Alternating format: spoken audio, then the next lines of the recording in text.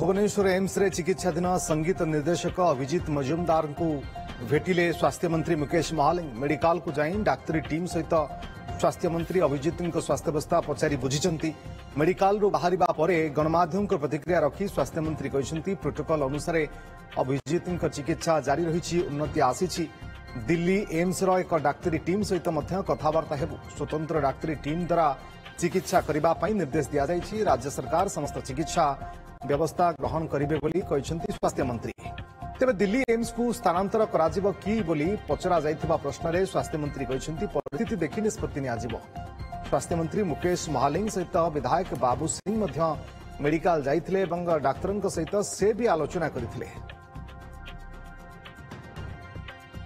Doctor सहित परामर्श जहाँ जना पड़ा से जहाँ प्रोटोकॉल अनुसार ट्रीटमेंट देवा कथा दिया होउछि एवं एबे सुधा तांकर जो ऑर्गन गुड़ा किडनी हो कि लिवर हो फंक्शन ठीक ठाक करुछि। सरकार तरफ एवं डॉक्टर तांकर गोटे टीम प्रयास चलाई छंती।